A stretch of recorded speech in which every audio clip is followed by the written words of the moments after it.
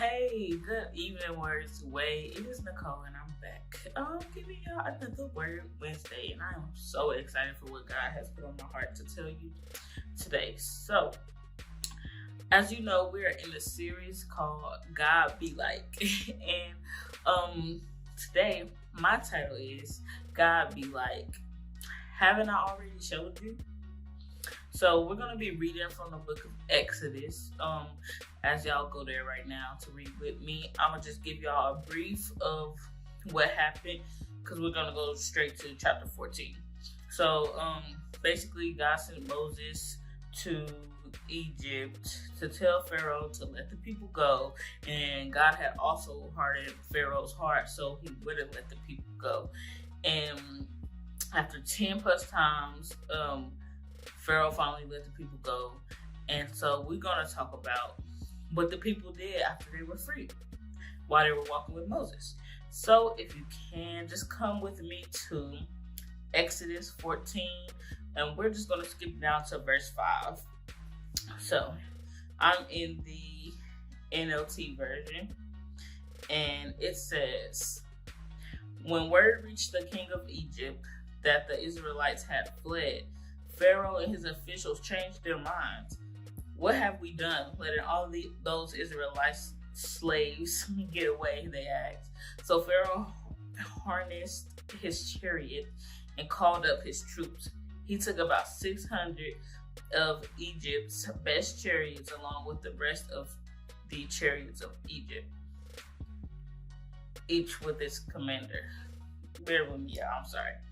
The Lord hardened the heart of Pharaoh, the king of Egypt, so he chased after the people of Israel. The Lord hardened the heart of Pharaoh. So he chased after the people of Israel who had left with fists raised in defiance. I had to repeat that because I wanted to let y'all know that sometimes God set you up. Okay, so sometimes the situation that you're in aren't because of the enemy. Okay, sometimes God sets you up. It's just a test. Okay, all right, we're gonna keep on reading now. Verse 9. The Egyptians chased them after them with all forces in Pharaoh's army, all his horses and chariots and charioteers and his troops. The Egyptians caught up with the people of Israel as they were camped beside the shore of Fi-Hahiroth. I'm so sorry, y'all. Across from Baal-Zephon. As Pharaoh approached, the people of Israel looked up and panicked when they saw the Egyptians overtaking them. They cried out to the Lord, and they said to Moses, "Why did you bring us out here to die in this wilderness? Weren't there enough graves in us? And weren't there enough graves for us in Egypt? What have you done to us? Why did you make us leave Egypt? Didn't we tell you this would happen while we were still in Egypt? We said, leave us alone. Let us be slaves to the Egyptians. It's better to be a slave in Egypt than a corpse in the wilderness." But Moses told the people, "Don't be afraid. Just stand still and watch the Lord rescue you today. The Egyptians you see today will never be seen again. The Lord himself will fight for you. Just stay calm." And with that, I just want to say, have faith. What are you scared of? If the Lord is for you, who can be against you? Okay, so sometimes when we get in situations and we're like, oh man, this is happening, I got this coming up, you just think of handling situations yourself, and most of the time, well, mainly all the time, situations ain't for us to handle ourselves. So have some faith, and yeah. Okay, let's keep reading, y'all, because this story's so good. Okay, so then the Lord said to Moses, "Why are you crying out to me? Tell the people to get moving. Pick up your staff and raise your hand over the sea. Divide the water so the Israelites can walk through the middle of the sea on dry ground. And I will harden the hearts of the Egyptians, and they will charge in after the Israelites. My great glory will be displayed through Pharaoh and his troops, his chariots, and his charioteers. When my glory is displayed through them, all Egypt will see my glory and know that I am the Lord. The angel of God, who had been leading the people of Israel, moved to the rear of the camp. The pillar of cloud also moved from the front and stood behind them. The cloud settled between Egyptian and Israelite camps. As darkness fell, the cloud turned to fire, lighting up the night, but the Egyptians and Israelites did not approach each other all night. So, the angel moved from in front of them to behind them to handle what was going on while they go forward, okay? So, God is in the midst. I just want to tell you that God is doing things for you that you can't even see, okay? You keep moving forward. You keep doing what you're supposed to do, and God is handling that issue, okay? So, let's just keep reading, y'all. And then, verse 21. Then Moses raised his hand over the sea, and the Lord opened a path through the water with the strong east wind. The wind blew all that night, turning the seabed into dry land. So the people of Israel walked through the middle of the sea on dry ground, with walls of water on each side. Then the Egyptians, all of Pharaoh's horses, charioteers, chased them into the middle of the sea. But just before dawn, the Lord looked down on the Egyptian army from the pillar of fire and cloud, and he threw their forces in total confusion. He twisted their chariot wheels, making their chariots difficult to drive. Let's get out of here, away from these Israelites, the Egyptians shouted. The Lord is fighting for them against Egypt. The enemy will flee. Okay, verse 26. When all the Israelites had reached the other side, the Lord said to Moses, raise your hand over the sea again. The waters will rush back, cover the Egyptians and the chariots and charioteers. So as the sun began to rise, Moses raised his hand over the sea. The water rushed back into its usual place. The Egyptians tried to escape, but the Lord swept them into the sea. Then the waters returned and covered all the chariots, charioteers, the army of Pharaoh, of all the Egyptians who had chased the Israelites into the sea, but not a single one survived. And y'all, that's just one of the stories that I love. But I don't want to spend too much time on this story, but I do want to skip down to verse 31 and say, when the people of Israel saw the mighty power that the Lord had unleashed against the Egyptians, they were filled with awe before him. They put their faith in the Lord and in his servant Moses. Okay, so then come with me, y'all, to Exodus 16. Okay, and we just gonna start off at verse. Let's do verse 1. We're just gonna start off number 1. Then I'm in the NLT version, Exodus 16, verse 1. Then the whole community of Israel set out before Elam and journeyed to the wilderness of Sin.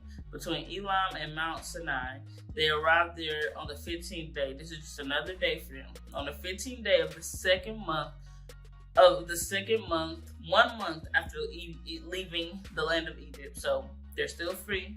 This is just a month after they just got free. Okay? There, the whole community of Israel complained to Moses and Aaron. If only the Lord had killed us back in Egypt, they moaned. There we sat around pots filled with meat and ate all the bread we wanted. But now you have brought us into this wilderness to starve us all to death. When I read that, y'all, I just picture a little, just somebody just complaining. So that's why I'm doing like this, because it's just like, you didn't see me starving. Oh my gosh, like, okay. So then the Lord said to Moses, look, I'm going to rain down food from heaven from you. Each day the people can go out, pick up as much food as they need. For that day, I will test them in this to see whether or not they will follow my instructions. And y'all see, this is another test, but that he wants to know, will you obey me? Okay. The first one was more so, will you trust me? But this one, will you obey me? All right. So did they obey him? No, they didn't. Of course they didn't. They He gave them simple instructions. No, they didn't obey. We're not going to read all through that because I don't want to run the time out too much, y'all. So I'm sorry. But we're going to skip down to Exodus 16, verse 20. Okay? And it reads that, but some of them didn't listen and kept some of their food until morning. But by then it was full of maggots and it had a terrible smell. Moses was very angry with them. So God told them that when he pours the food out the cloud, to get what they need or whatever, but don't save none for leftover. So these people clearly didn't trust God because they like, oh, I gotta have something for tomorrow. Like, I'm starving today. Let me make sure I won't be starving tomorrow. Type when God will provide, and so God wanted to test them to see if they trusted in Him, and if they will obey Him, to know that He was going to continue to provide food for them every day. But no, they didn't listen. They were saving food, but rotted, turned to maggots, just nasty, y'all. Verse 21, after the people gathered the food morning by morning, each family according to its need, and the sun became hot, the flakes they had not picked up melted and disappeared. On the sixth day, they gathered twice as much. All the community leaders came and asked Moses for an explanation. He told them, this is what the Lord commanded. Tomorrow will be a day of complete rest, the holy Sabbath day set apart for the Lord. So bake or boil as much as you want today and set aside what is left for tomorrow. So they put some aside for the morning, just as Moses commanded. And the morning leftover food was wholesome and good, without maggots and without order. Moses said, eat this for today. Today is the Sabbath dedicated to the Lord. There will be no food on the ground today. Okay, y'all, we just gonna skip this just a little bit. Skip this. Okay, here's this. I wanted to read this because this is another story of God providing while they're complaining. Okay, so now we're gonna skip to chapter 17. I'm sorry, y'all. This is a lot. I'm so sorry, but this is what God gave me, so I'm gonna give it to you. Okay, so Exodus 17, verse 2. So once more, the people complained against Moses. Give us water to drink, they demanded. Quiet, Moses replied. Why are you complaining against me? And why are you testing the Lord? But tormented by thirst, they continued to argue with Moses. Why did you bring us out of Egypt? Are you trying to kill us, our children, and our livestock with thirst? Then Moses cried out to the Lord, what should I do with these people? They are ready to stone me. The Lord said to Moses, walk out in front of the people. Take your staff, and with the one you use to struck the water of Nile, and take out your staff, the one you used when you struck the water of Nile, and call some of the elders of Israel to join you. I will stand before you on the rock at Mount Sinai. Strike the rock, and water will come gushing out. Then the people will be able to drink. So Moses struck the rock as he was told, and water gushed out, and as the elders looked. Moses named the place Massah, which means test, and Meribah, which means arguing, because the people of Israel argued with Moses and tested the Lord by saying, is the Lord here with us or not? And God be like, haven't I already showed you? This man, God just freed you from being a slave. He done came through and killed the army that was chasing you. He didn't split the Red Sea for you. He didn't drop food out of the sky. He already showed you his power. He already showed you what he's capable of, and you're still complaining. He already showed you, and if he did it once, he will do it again. So I just want to encourage y'all, trust in God, obey his word, obey him. And just don't stress, to give your worries to God. Cast all your cares, your worries to God, and he will provide. He is the provider. And I also noticed that they were complaining to Moses, but Moses wasn't doing anything except what God said. So it wasn't on Moses. And I just wanted to let you know that if your leader is doing what God told your leader to do, and you're complaining to your leader, you're not complaining about your leader, you're complaining about God and what God is doing for you. So let's look at that when we talk about stuff as when we're being disobedient to our leaders. And that goes for wives too, because our husband's supposed to lead us. That goes for us in the ministry when our pastor is telling us to do something. If it fits the Bible, if it goes biblically, if you know that this man, woman, whoever is hearing directly from God, then it should just be easy to follow. So I just want to encourage us just to listen, to trust, to have faith, to obey. And if God did it once, he will do it again. So, once again, God be like, haven't I already showed you? So, that's it for today, y'all. I'm sorry, it was a lot of words. But if you haven't read Exodus, or haven't read any of this, I definitely encourage you to get in your Bible, read this, study it,